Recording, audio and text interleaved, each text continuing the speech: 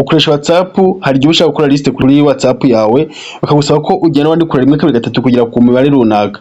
Nyakuri ku buryo bwiza rero wakoresha ugakora liste imeze neza kandi ya automatique ku buryo urakora akantu kamwe byose kajya byikora. Nta kintu kora kidasanzwe rero, fungura WhatsApp yawe, numara kuyifungura uze hano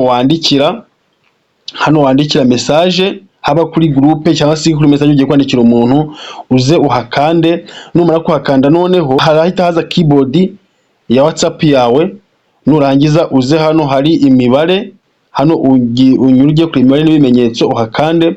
Numara kuhakanda noneho urahita ureba hano gatire cyangwa se akanyerezo, apana underscore, agatire cyangwa akanyerezo ugakandeho. Numara kuhakandaho uhite uza hano usimbuka akanya gatoya, numara gusimbuka urabona ko hahise haza akadomo, twadomo tumwe tuza mu gukora liste. Nurangiza uhite wenda uza wandike ibyo ushaka kwandika, yone kandi tuvinge ko ari amazina, nandike wenda Mix Max TV, Mix Max TV. Ndahita nkanda hano kuri internet, nkana kuri internet itaza akandi kadomo yihuse kikore, shireho wenda Jado, nongeye nkande inter, shireho Vestina n'urugero, nongeye nkande inter, wenda shireho Iganze, nongere nkande inter, wenda shireho Ivete, nongere nkande shireho wenda Olivier.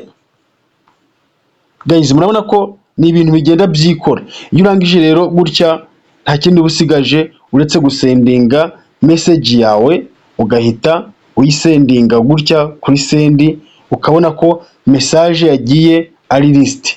Murabona ko guys message yagiye ari list kandi ubona ko ari ibintu byiza byoroshye.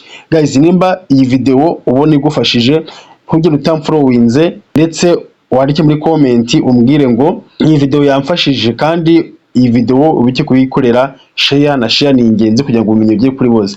Mfite YouTube channel nyuzaho aya makuru yose ni tips n'andi makuru ajyanye na YouTube na Mix Max TV, nayo muyisure ubundi mugende mukore subscribe kugira tuzagira video na zimwe zibacika zirimo ubwenge nk'ubu. Guys, ndabakunda cyane.